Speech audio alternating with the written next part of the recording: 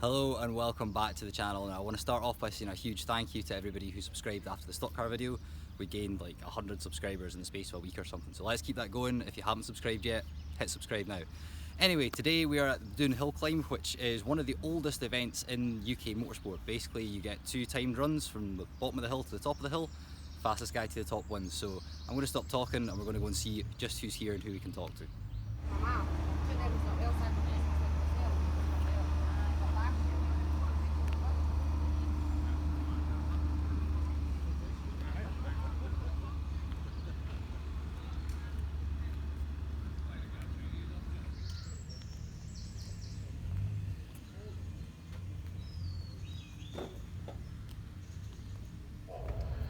Car number 84, I think that is. So tell us a little bit about this machine that we've got here behind us. Well, it's a 1985 Pilbeam MP 57, which has been restored in my shed, basically. It's been there for 20 years and it's the first time out in 20 years, so it's going quite well. And this car has a little bit of history to it. It's been owned by somebody who did quite well in World Championship Motorsport. Tell us a little bit about that. Yeah, well, this was the first car, single-seater of note that Andy Prio drove on his way in his career back in the early 90s. Before he actually, the year after he ran this car, he ended up winning the British Hillclimb Championship at a tender age, I believe. And then he went on to all sorts of different stuff, world touring cars and all the rest of it. So yeah, it's got a history. So John Albiston driving one of probably the most unique cars here at Doune this weekend, this Brabham BT38. Tell us a little bit about it. Well, it originally started off as a Formula 3 car back in the day in 1972 with Brian Maguire and Alan Jones owning it right at the start in 72. And then it's progressed through into doing hill climbing and sprinting, and it's done the European Formula 2 Championships as well. We've now turned it into a Formula 2 car by putting in a brand new BDG engine in the back. And second time out with it, still getting to know the car, but great fun so far.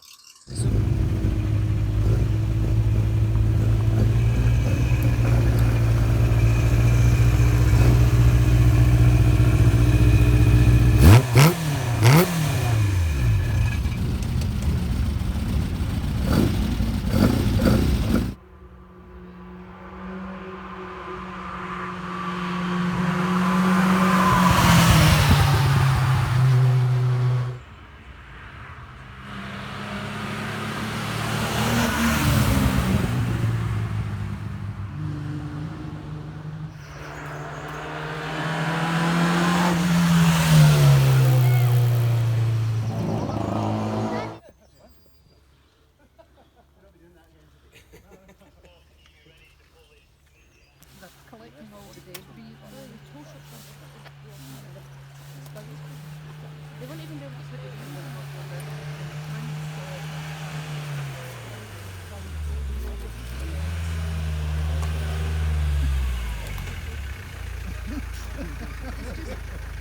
It's just coming down in the minute. Even how it's speaking in a different language. You could have Boy George's voice as well from Tokyo.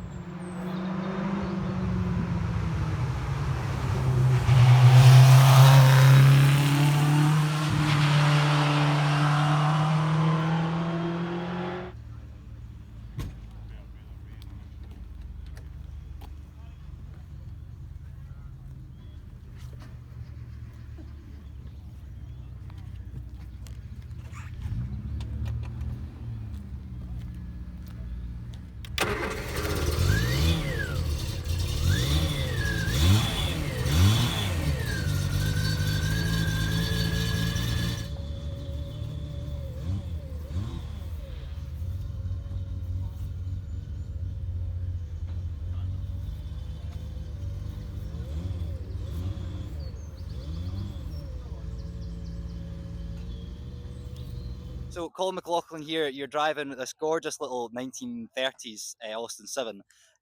How is it in something just as old as this and with as little around you driving up the hill? It's great fun. It's an absolute hoot. It really is. It's I sometimes describe it as being a bit like driving a four-wheel motorbike.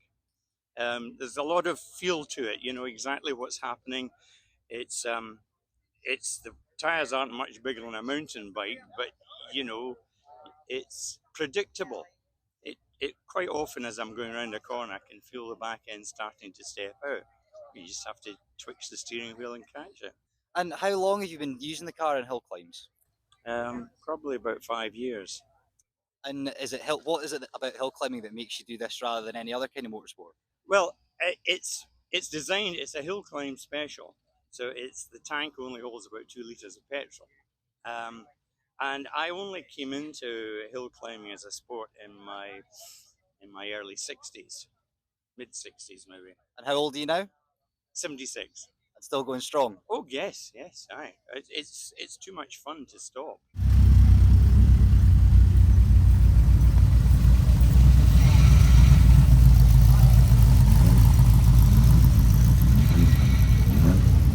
John Welsh, you're driving probably the most valuable car here at Dune today, a Ford GT40. There's very few of these still actually out competing. What made you bring it to Dune today? Well, this one's actually a recreation, still very valuable. I did the meeting for the first time last year in this car. The guy that runs it, Tim, he loves the car, and I just like showing off. I mean, people love seeing it. I love driving it. It won't be competitive, but it's a spectacle.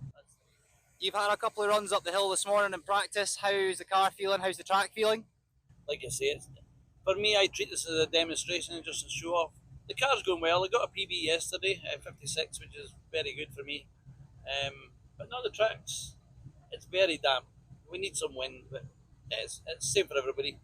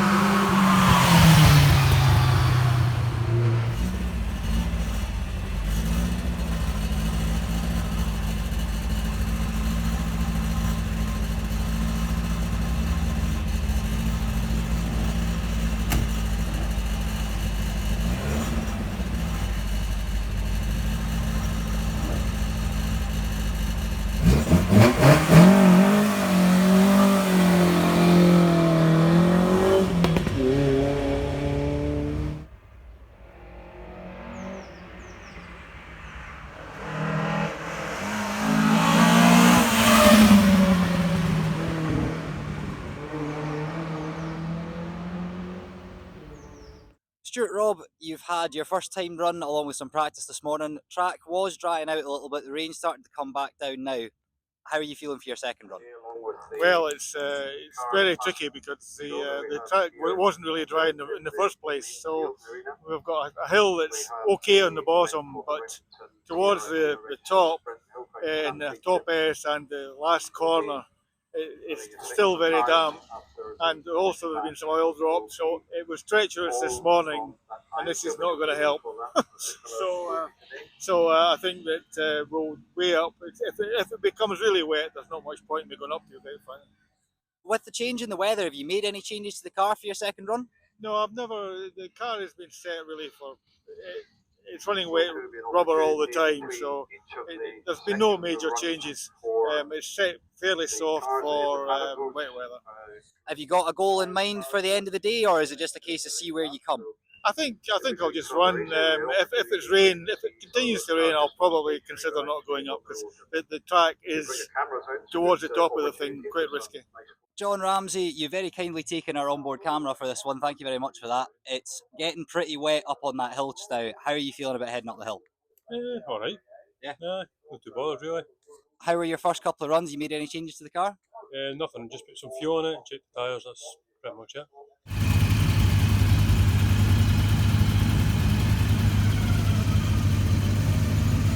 As